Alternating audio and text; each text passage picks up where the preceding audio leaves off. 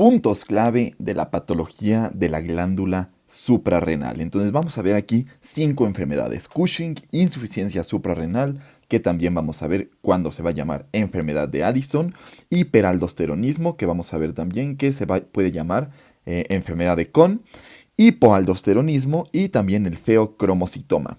Pero antes de ver estas patologías necesitamos entender un poco sobre las hormonas suprarrenales. Entonces, tenemos que el hipotálamo en este caso va a liberar CRH.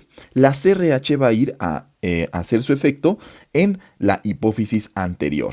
Y esta va a liberar como consecuencia de esta estimulación por CRH ACTH. Muy importante recordar esta parte del ACTH porque va a tener que ver ahorita que veamos las patologías. Entonces, este ACTH va a ir a estimular la secreción de hormonas en la corteza suprarrenal. Entonces, para esto hay que saber que dentro de nuestra glándula suprarrenal vamos a tener, bueno, primero una capa de cápsula y luego vamos a tener la corteza y la médula. En la médula se va a secretar las catecolaminas como la adrenalina, y en la corteza se van a secretar varias hormonas en cualquiera de sus 3 distintas zonas. Entonces vamos a tener primero, de más exterior hacia más interior, la zona glomerulosa, donde se va a secretar la aldosterona. Esta aldosterona va a ir y va a tener su efecto en el riñón. Entonces aquí tenemos el efecto de la aldosterona y en el riñón va a estimular la reabsorción de sodio y la secreción de potasio. Entonces, muy importante recordar esto: reabsorción de sodio y secreción de potasio. Y luego también tenemos nuestra zona fasciculada. Bueno, entonces tenemos la zona glomerulosa que secreta aldosterona. Después tenemos la zona fasciculata que va a secretar glucocorticoides. ¿Cuál va a ser el principal glucocorticoide? El cortisol. Y acá tenemos la salida de cortisol. Ahorita vamos a regresar a esa parte. Bueno, el cortisol va a estimular, entre muchos de sus otros efectos, la gluconeogénesis, y por lo tanto, al estimular la gluconeogénesis puede también estimular, por ejemplo, la elevación de peso, ¿no? Entonces, importante recordar ese dato. Y también hace inmunomodulación. Eso en la zona fasciculata. Y por último tenemos la zona reticularis, donde se van a secretar DHEAs, que son hormonas sexuales secundarias, ¿no? Entonces, esas no nos van a preocupar por el momento, son importantes, sí, pero en las patologías que vamos a ver no nos van a preocupar tanto. Bueno, una vez que se secreta, por ejemplo, el cortisol o la aldosterona, principalmente el cortisol va a ser el que va a ejercer el feedback negativo tanto en el hipotálamo como en la hipófisis anterior. Entonces, este cortisol va a hacer que la hipófisis anterior deje de secretar ACTH y también que el hipotálamo deje de secretar CRH, pero mucho más importante en la hipófisis anterior.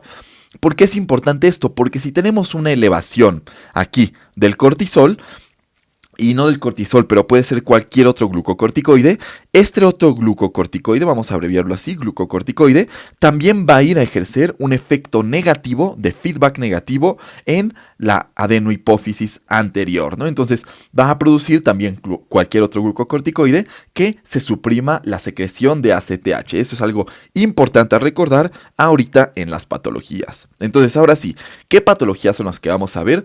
Vamos a tener patologías del cortisol, elevación del cortisol, va a ser el síndrome de Cushing; disminución del cortisol junto con disminución de la aldosterona va a ser la enfermedad de Addison, ¿no? El hipoaldosteronismo.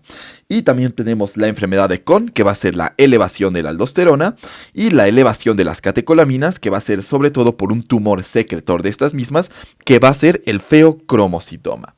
Entonces, ahora sí, una vez que ya tenemos este contexto, vámonos a las patologías. Entonces, vamos a empezar viendo el síndrome de Cushing, que ya dijimos que es por una elevación de los corticoides. ¿Cuál va a ser el principal glucocorticoide? El cortisol, ¿no? Entonces, Cushing con C de cortisol. Aquí tenemos varias definiciones. Tenemos primero que hacer la diferenciación entre un síndrome y una enfermedad de Cushing. El síndrome va a ser iatrógeno o por enfermedad suprarrenal, pero más frecuente el iatrógeno. La diferencia entre el síndrome y la enfermedad de Cushing es que la enfermedad se va a producir por un adenoma y el síndrome ya sea por iatrógeno, que es lo más frecuente, es decir, por glucocorticoides que se den externamente, ya sea por recetados por un médico, que el paciente los tome sin ninguna receta médica, y el 15 a 20% de los casos va a ser por una secreción excesiva suprarrenal, pero solo en el 15 a 20% de los casos. ¿Qué va a provocar este exceso de cortisol, lo que mencionamos anteriormente, que se suprima la ACTH, ¿no? Mucho cortisol va a suprimir la ACTH. Y bueno, eso es lo que prácticamente vamos a tener, pero también tenemos que saber en la enfermedad de Cushing, que es el adenoma, este adenoma no va a ser productor de cortisol, sino que va a ser productor de ACTH. ¿Y qué va a provocar esta secreción excesiva de ACTH? Que se siga liberando más cortisol, ¿no? Entonces es esa como situación medio paradójica, ¿no? Y también conocer lo que es el síndrome de Cushing ectópico, que solamente es como un foco secretor de ACTH ectópico, ¿no? Y el 50% de estos va a ser un tumor, un cáncer de células pequeñas en el pulmón. Entonces tiene las asociaciones del cáncer de pulmón. Un paciente fumador, un paciente que ha bajado de peso mucho, un síndrome constitucional, etcétera, ¿no? Entonces es importante recordar eso. Ok, la alteración que vamos a encontrar, como lo dijimos, va a ser un exceso de corticoides, sobre todo cortisol. La clínica que vamos a encontrar, datos característicos, la cara de luna llena es un dato muy característico, así como las estrías rojo-violáceas. Además podemos tener obesidad central, hipertensión arterial, acné, jiba dorsal, también otro dato muy característico. Y bueno, el diagnóstico vamos a encontrar primero en los laboratorios del paciente una hiperglucemia, porque dijimos que el cortisol, entre muchos de sus efectos, estimula la gluconeogénesis, ¿no? Entonces, este cortisol va a ir a estimular directamente la secreción de glucosa hacia la sangre. Entonces, tenemos que saber que para el diagnóstico, 2 pruebas de la primera línea van a hacernos el mismo. Entonces, ¿cuáles son las pruebas de primera línea? El cortisol urinario, el cortisol en saliva, Nugent o Lidl. Y bueno, en cuanto al algoritmo diagnóstico que vamos a seguir, vamos a hacer primero pruebas de tamizaje, que va a ser la saliva o el urinario, con valores de 1.8 y 110 respectivamente. En caso de que superen estos valores, vamos a pasar a hacer la prueba con ACTH. En caso de que esta prueba con ACTH nos salga en más de 20, quiere decir que estamos ante una patología ACTH dependiente, ¿no? Entonces, ¿cuál dijimos que era las que dependen de ACTH? El adenoma y el síndrome de Cushing ectópico, ¿no? Porque son las que tienen mucho ACTH, en donde no está suprimida la ACTH, sino que por el contrario hay mucha de esta, ¿no? Entonces, si tenemos valores de más de 20, quiere decir que es o un adenoma o un síndrome de Cushing ectópico, un síndrome de Cushing ectópico, un foco ectópico, ¿no? Y si está en menos de 5, quiere decir que la ACTH sí se suprimió y por lo tanto no es dependiente de ACTH, sino que puede ser ya sea por fármacos o por una secreción suprarrenal excesiva de este mismo cortisol, ¿no? Entonces, esa es la principal diferenciación. Y ya, si tenemos que es un ACTH dependiente, vamos a hacer la supresión con dexametasona. Si sí lo suprime, quiere decir que la patología está en la hipófisis, pero si no lo suprime, quiere decir que estamos ante un foco ectópico. ¿Y cuál quedamos que era? El principal foco ectópico, el tumor, el cáncer de células claras en el pulmón. Y sobre todo, si a esto le agregamos el contexto de un paciente, como dijimos, fumador, que ha bajado de peso, que tiene tos crónica, ok, pues nos orienta más hacia ese diagnóstico. El tratamiento es quirúrgico en caso de ser un adenoma, un Cushing ectópico o la secreción suprarrenal anómala. Y si es no quirúrgico, es un tratamiento con ketoconazol.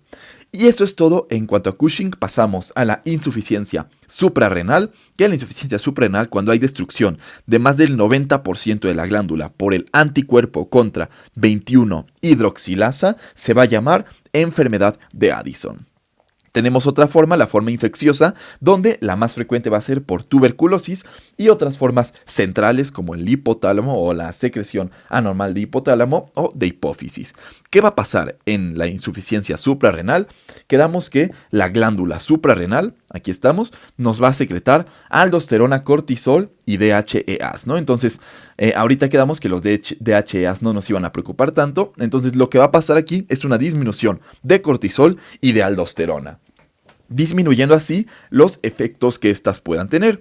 Entonces, quedamos que la aldosterona que hace secretar potasio y reabsorber sodio, ¿no? Entonces, si se está inhibiendo esto, va a haber mucho potasio y va a haber poco sodio, ¿no? Lo cual se nos va a traducir en una hipotensión. Poco sodio se nos va a traducir en hipotensión y además puede haber pérdida de peso, hiperpigmentación cutánea y, como lo dijimos, hiponatremia, hipercalemia porque no se está secretando e hipoglucemia por el efecto del cortisol, ¿no? Aquí también puede haber relación con patologías autoinmunes, ¿no? Que recordemos que está provocada por un anticuerpo contra la 21-hidroxilasa. Entonces puede haber relación con, por ejemplo, vitiligo, diabetes mellitus tipo 1 o tiroiditis. Entonces, en este caso, el diagnóstico lo vamos a hacer con un test de estimulación de ACTH. En caso de que sea de más de 3, nos hace el diagnóstico y de menos de 18, descarta el diagnóstico. Si estamos entre 3 y 18, estamos en una zona de incertidumbre donde tendríamos que repetir las pruebas. Y también saber que va a haber una crisis de insuficiencia suprarrenal, crisis addisoniana, donde vamos a tener clínica full shock. Entonces aquí se describe como que todo esto que vimos aquí está aumentado, ¿no? Está multiplicado. Entonces va a haber una hipotensión muy intensa, una hiponatremia intensa, hipoglucemia intensa y una hipercalemia intensa. El tratamiento en este caso sería con glucocorticoides y con solución salina. Caso parecido a lo que pasa en el tratamiento de la enfermedad de Addison, donde el tratamiento es con glucocorticoides y mineralocorticoides, ¿no? Entonces, sustituir nuestro cortisol aquí y aquí nuestra aldosterona. ¿Con qué? Con hidrocortisona y con fludocortisona. Pasamos ahora a la enfermedad de hiperaldosteronismo. Si esta es causada por un adenoma, entonces quedamos que si ese adenoma se causa o tenemos en estas dos, en el Cushing y en la enfermedad de Cohn, si es por adenoma, tienen el epónimo, ¿no? Entonces en Cushing, si es por adenoma, síndrome de Cushing. Y aquí, en el hiperaldosteronismo, si es por adenoma, enfermedad de Cohn. Aunque no va a ser lo más frecuente la enfermedad de Cohn, porque lo más frecuente va a ser una hiperplasia bilateral. Y bueno, secundario puede ser a una disminución a un aumento en la producción de renina. Aquí lo que va a pasar, como dijimos, un aumento de la producción de aldosterona. Entonces, ¿qué va a provocar este aumento en la producción de aldosterona? Bueno, dijimos que la aldosterona sacaba potasio y metía o reabsorbía sodio, ¿no? Entonces, ¿qué vamos a tener? Si hay un aumento de este aldosteronismo, vamos a tener mucho sodio y muy poquito potasio, ¿no? Porque, sí, ¿no? Sí, porque lo está sacando más. Entonces, eso va a ser lo que vamos a tener y lo que vamos a ver en nuestra clínica. Entonces, aquí, al tener una disminución del potasio, una hipocalemia, vamos a tener los datos electrocardiográficos clásicos de una hipocalemia, ¿no? Que sobre todo es la T aplanada y ya en un segundo plano la aparición de la onda U.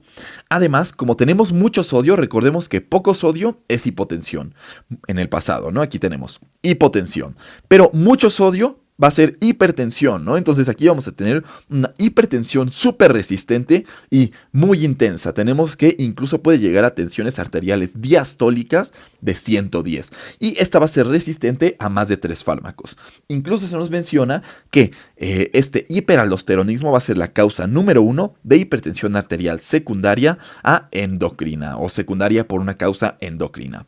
Y como otros datos clínicos tenemos también que puede presentar el paciente fatiga y debilidad. Entonces, en cuanto al diagnóstico, ¿cómo lo vamos a realizar? La primera prueba que vamos a realizar va a ser un cociente de aldosterona plasmática con renina. Entonces, en caso de que este cociente sea de más de 50, nos confirma el diagnóstico.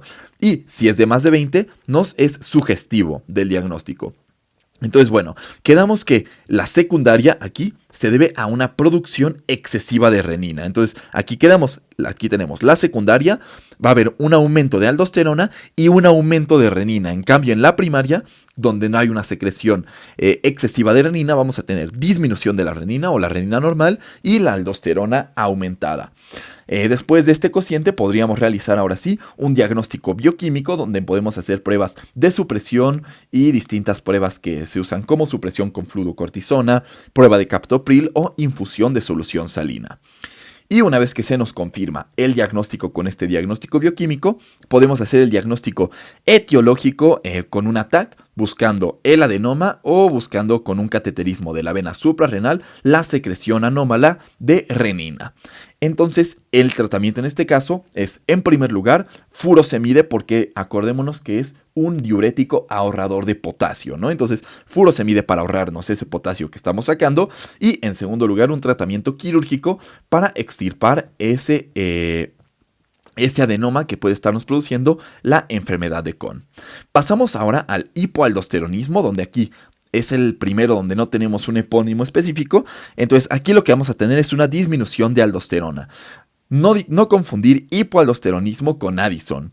Recordemos que Addison es una disminución de la aldosterona y también es una disminución del cortisol por un origen inmunológico, un origen autoinmune por un anticuerpo contra la 21-hidroxilasa. En el caso del hipoaldosteronismo tenemos pues es un déficit de aldosterona que también nos puede provocar un déficit de renina o pueden ser como secundario uno de otro, y la principal causa de este hipoaldosteronismo va a ser la nefropatía diabética.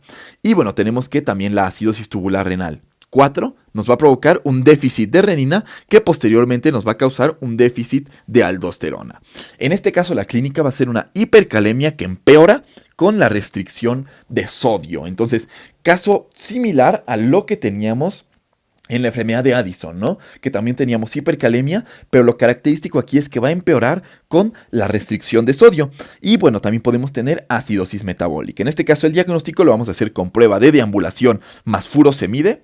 Y bueno, lo que tenemos que ver en este caso es la incapacidad para aumentar la renina y la aldosterona. El tratamiento va a ser con furosemida porque quedamos ahorra potasio y con la restricción del potasio porque hay muchísimo, ¿no? La restricción de sodio recordemos que no porque empeora la hipercalemia. Y por último pasamos al feocromocitoma. Ese es el único de todos los que acabamos de ver que va a tener su origen en la médula suprarrenal. Recordemos aquí. Estamos en la histología de nuestra glándula suprarrenal. En la médula es donde se va a producir la adrenalina. Y eso es justo lo que se va a secretar en el feocromocitoma. Va a ser un tumor liberador de catecolaminas.